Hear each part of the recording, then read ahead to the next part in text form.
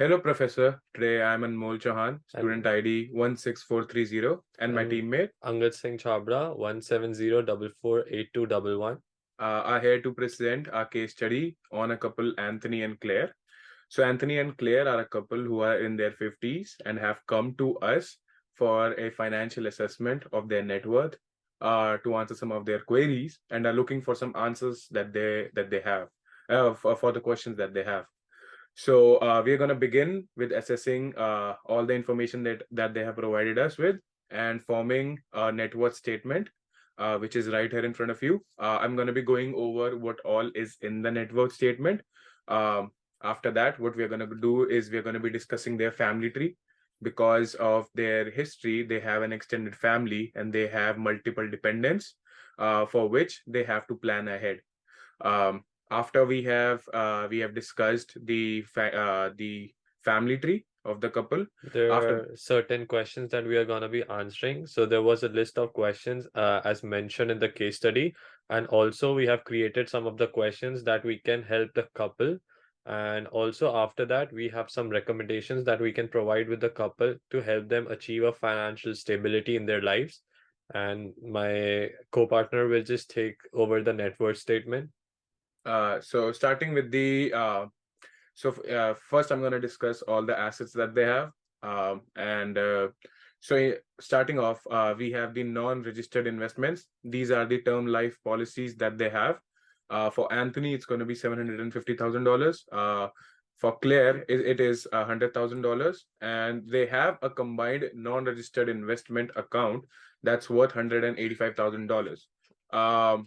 This adds up to $1,035,000. After that, they have a couple of registered investments, that's TFSA and RRSP. They have $45,000 and $25,000 respectively in their TFSA, and $850,000 and $85,000 respectively in their RRSP. This all, when combined, adds up to about $1,005,000. After that, we come to the real estate. So Anthony has a house in US, based in Arizona, and and the value of that property in terms of Canadian dollars is $330,000. Claire has a cottage in North Ontario, which is worth $850,000, and they have combined they have a joint ownership of a house which they live in, which is worth $1.3 million. These are all values that are of today's market value. And then so the real estate or their residences, they add up to about $2.5 million, which adds up to about $4.52 million in total assets in the name of the couple. For the liabilities, from what the information that the couple has shared with us, they do not have a lot of significant liabilities compared to the assets that they have. They just have a line of credit that they have taken out of, or you can say, put one of the properties that Claire has. They have $100,000 taken out from that cottage as a lien, and then it's a secured line of credit. It's a line of credit, and then mortgage, which is a secure line of credit. They have about $550,000 pending on the mortgage for the house that they live in right now, which they jointly own, which adds up to about $650,000 in liabilities. So when we subtract all of their assets from liabilities, it comes down to a joint net worth of about 3.87 million. Uh, it is an handsome amount. And then if we take that individually from just the individual properties that they own and the individual assets that they have, it's basically about 2 million for um for Anthony, and then about $1 million for Claire. So this was their net worth statement. Now Angad is going to be discussing their family tree. Also, before the family tree, there was the list of expenses that they have in the case study, which we went through, and it showed a surplus of around 1273 they had. Now I'll just move towards the family tree. So I'll just explain it before marriage and after marriage, since Anthony and Claire they have a second marriage and they have two children from their second marriage. They are twins, and both are like Charlie and Carrie. They are 10 years of age. So from the first marriage, Anthony was married to Sophie. They had two children, Frank and Zoe. Frank, as you can see, is 20 years old, and Zoe, as you can see, is 14 years of age. On the other side, Claire was married to Grant, which was and they had three children. So they were like Hannah. Hannah was like 23 years old. Joseph is 20 years old, and Roy is 25 years old. Roy, as we know from the case study, is disabled and cannot live on its own, although he receives a government benefit for his disability, but then he can't live alone. He stays with Anthony and Claire, and Anthony and Claire manage all the expenses for Roy. So in this chart, we can clearly see their family tree of how Anthony and Claire are related to each other and how many sons and daughter they have in total. So there are total, as we can clearly see, they have seven dependents in total, two of their own, and then two from their previous marriage of Anthony, and then three of their previous marriage of Claire. So we can clearly see that there are seven dependents that needs to be taken care of by the family of Anthony and Claire.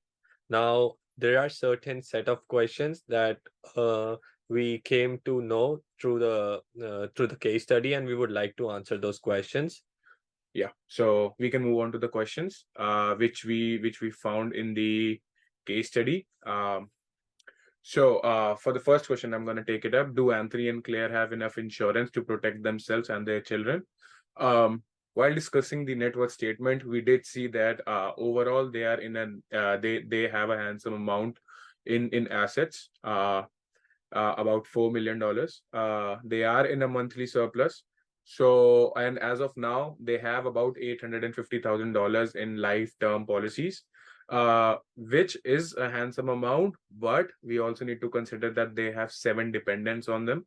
So, as Anthony and Claire have already mentioned that they are healthy as of now, and then they are still very much interested in in taking on more of life term insurance policies. What they can do is, out of the surplus that they each month have, what they can do is put a fraction of that money into a term policy, and because extra money would never hurt, and as we already discussed, they have seven dependents for them. So it is always good to diversify in different kind of options to have a sum of money given to their dependents. Yeah. For the next question, do clients estate or risk planning needs to be clear enough, or do you require more information to know if the needs are in conflict with other objectives? So I would start by saying they have a complex family because they have seven dependents, right? So things are need to be cleared off in the situation of housing. So the estate, the will, plays a crucial role, and the case study clearly says that the will has not been updated yet. So the first and foremost thing the client should do is to update their will, so as to clear up some stuff between them. And do we require more information? Yes, we require more information related to the investments they are making, and also uh, the expenses they are holding for their children, like their tuition fee. Are they paying any tuition fee for their children, or whatever day-to-day activities they are making their children indulged in? We need to have a proper expenses for that. Okay, so for the next question, it's provide a list of clients' current financial position and his or her future income potential, and identify financial obligations or objectives that might interfere on conflict with the client's estate risk planning objectives. So as of right now, the financials for the couple are they in a month they are in a surplus, which is a very good thing. Depending on their current financial situation, they have already saved up a nice sum of money. They have good investments in real estate. They jointly own one property, and then they have individual properties to their name. They have their individual income sources, out of which each month they are able to save some. So if in future, if the Anthony needs, what Anthony needs to do is, he's currently in a business in which he has 45% ownership. He is taking home a salary of around $250,000 annually, and there is a scope of incentives of up to $25,000. In that case, what needs to be done is, he needs to make the decision of what he needs to do with his business. So what they need to do is, they need to discuss this and make a final decision on Claire's retirement age, and also for Anthony's future for his business. So the fourth question states that what all responsibilities will Anthony have as the power of attorney for the property and personal care for their mother? So starting in the case study, they clearly stated that his mother is suffering from Alzheimer's.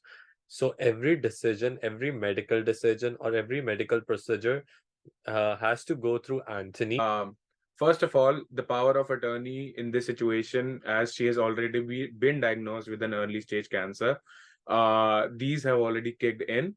So, as of right now, Anthony needs to be aware of all his responsibilities, and as a power of attorney for property, Anthony and his brother have the decision-making power for what can happen with the distribution of her properties, with all her accounts, with their mother's finances. So they both have a joint say in what needs to happen with all her finances.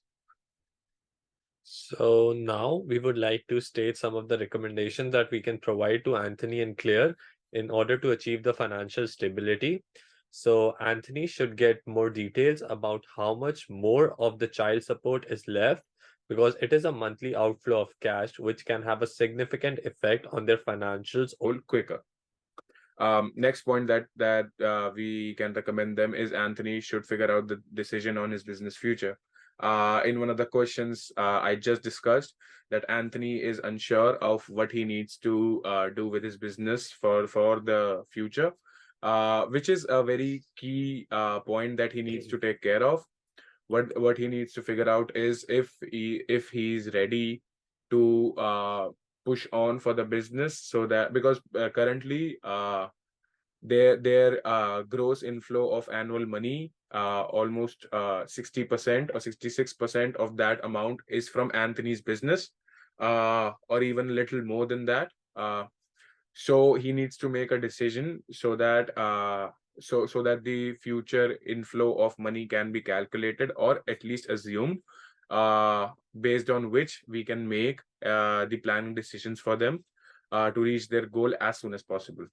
So, in the last point, we would like to state, as we already answered in one of the questions, that Anthony needs to update his will and make sure to add Roy, because we clearly saw in the case study that the will of Anthony was not updated as of now. So he need to add his disabled son Roy as a beneficiary so that he can be taken care of, as they need to provide support to their son Roy for the rest of their life, as he is dependent on them, Anthony and Claire, and he can't do anything of his own or get into any business or earn any income. Therefore, he needs to be added up in the will so that he can be taken care of.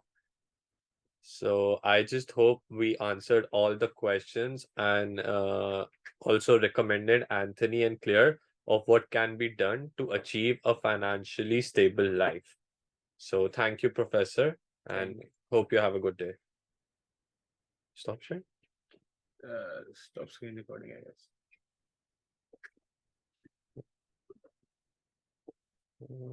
Pause. Stop. Directly stop. It's gonna